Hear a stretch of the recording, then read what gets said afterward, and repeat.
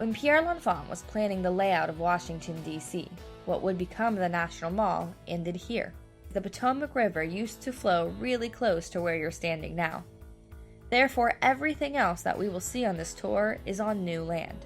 The Washington Monument is 555 feet, 5 1/8 of an inch tall. That's 169 meters. And it's 15 feet, or 4.5 meters, thick at the base. When the wind blows at 30 miles an hour, the monument sways up to 1/8 of an inch.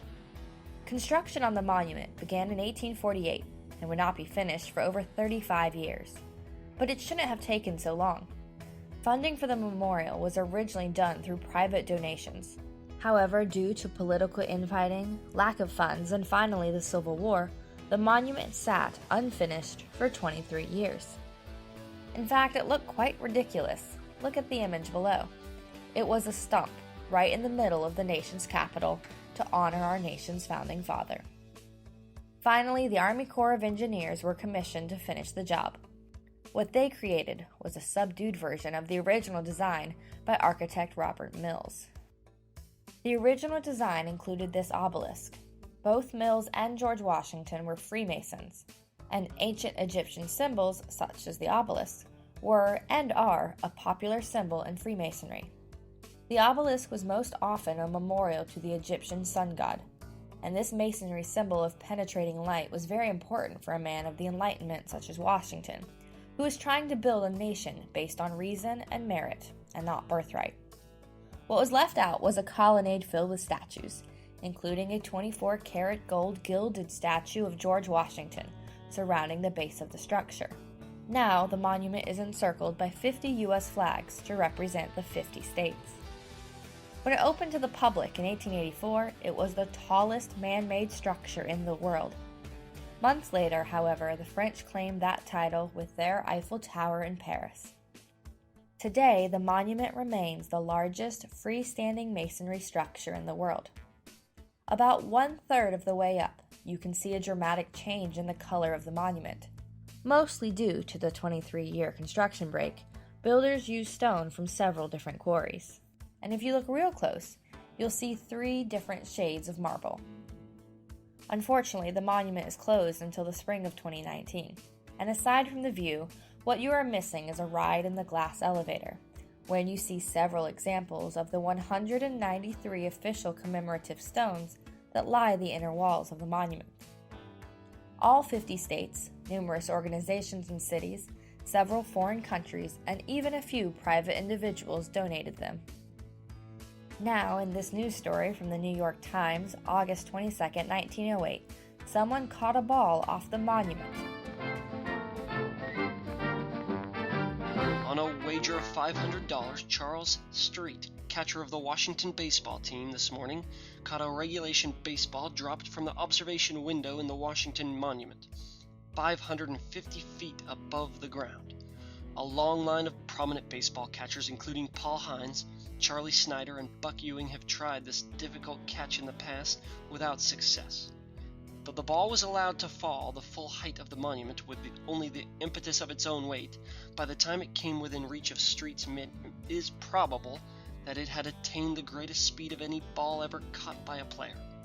It is estimated that the ball was going slightly over 140 feet a second when Street met it, while a breeze strong enough to give the ball a slight twist added to the difficulty.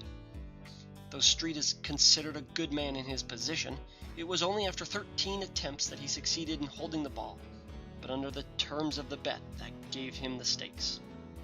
Street did his best to break the force of the blow from the descending ball by reaching up for it and easing off on it gradually, but in spite of his efforts, the ball struck the catcher's mitt with a whack that could be heard several hundred yards away. Street held the ball long enough to win the bet and then gave himself up to rubbing his hands. He was not seriously affected, however, and was able to catch this afternoon's game between Washington and Detroit.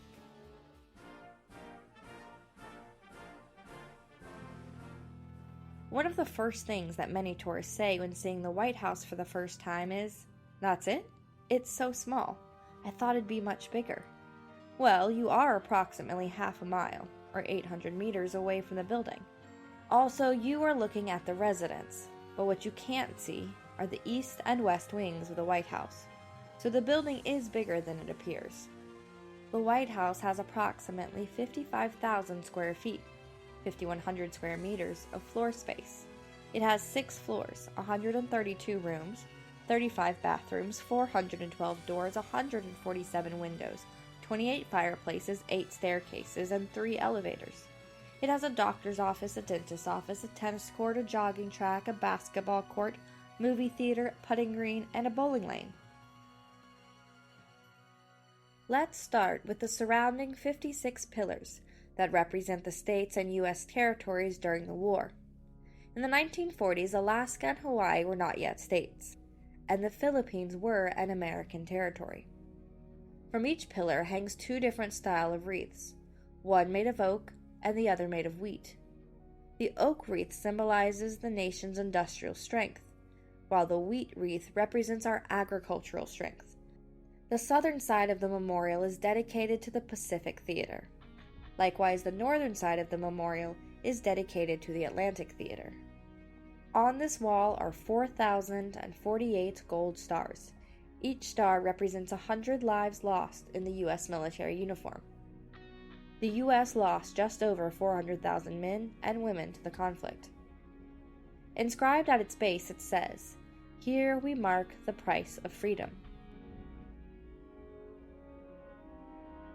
The Vietnam conflict, though a war for all intents and purposes, is a complicated and still raw topic for many.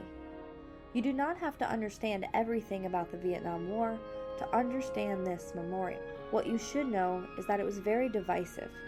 Think about the protests in the 1960s and 70s here in the States. Much of the American public was against it, and began to take out the anger and frustration on the servicemen coming home. It was also one of our longest wars, lasting 16 years. Unlike World War II veterans returning home, Vietnam veterans did not receive heroes' welcomes and parades. Instead, they were spat upon and faced protest. This would be America's first Veterans Memorial. The names are not listed alphabetically, but rather chronologically by date of death or missing in action, beginning and ending in the center where the 2 walls meet. Though the wall is shaped like wings, one stretching towards the Washington Monument, while the other stretches towards the Lincoln Memorial, it feels like a circle, with the name of the first official American casualty at the top of the east panel beneath the date 1959. The names then continue down that east wing, making an invisible circle around, beginning again at the far end of the west wing, and concluding at the center with the date 1975. The Vietnam Veterans Women's Memorial, sometimes called the Nurses' Memorial. It depicts 3 women, one holding a fallen soldier, one kneeling with his helmet, and another standing as if she's looking for a rescue helicopter. The wall, as it's called, lists over 58,000 names of those men and women killed or missing in action. While the memorial is dedicated to everyone, it only lists the names of those who we have lost. The exact number of names changes each year, when names are added to the wall of those servicemen who died due to their injuries after returning home. In an effort of compromise after the criticisms of the wall, this statue was placed next to the memorial. Referred to as the 3 servicemen, it depicts 3 infantrymen gazing towards the wall. The statue was dedicated in 1984, 2 years after the original dedication. You are now at the Lincoln Memorial. Reflecting pools are common at memorials. The still water represents calmness and serenity. It is a place of contemplation and reflection. It is also in direct line with the Washington Monument, so it perfectly reflects most of the monument. The memorial's perimeter has 36 Corinthian order columns, one for each of the 36 states that made up the Union when Lincoln died.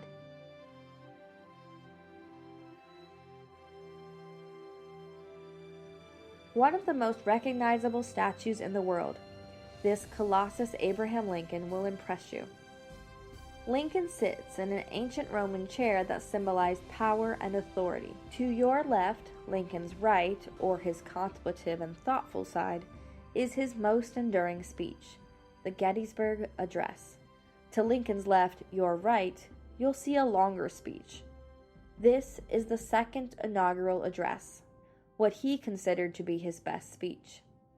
The Korean War Veterans Memorial was dedicated on July 27, 1995, the anniversary of the armistice that ended the fight.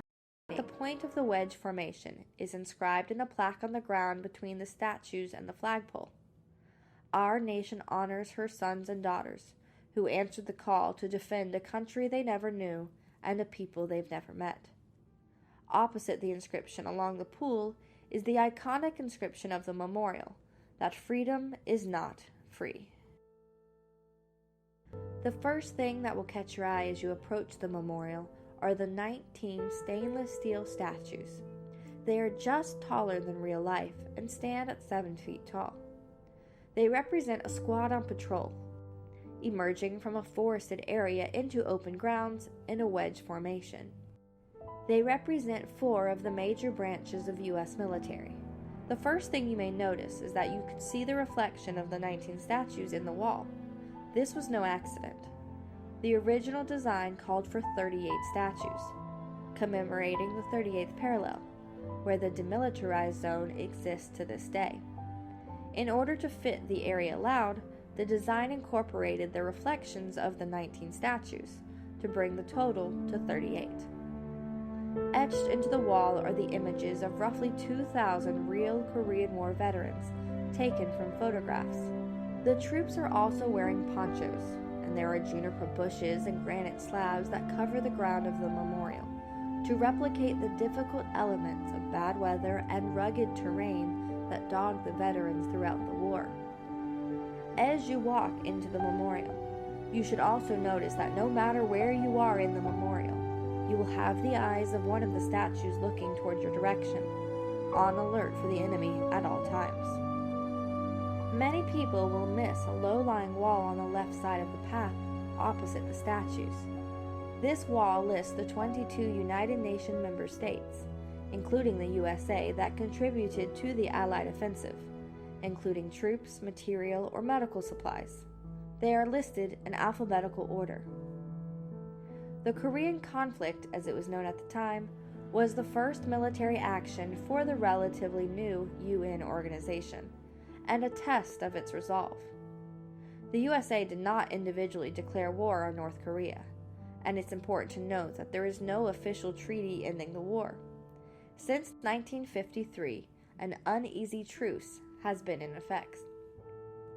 Thank you for joining Free Tours by Foot and Atlanta's Audio Tours. We offer a variety of tours in Washington, D.C., and there's so much to see more than just the National Mall. Visit us at freetoursbyfoot.com to see what else might fit into your visit.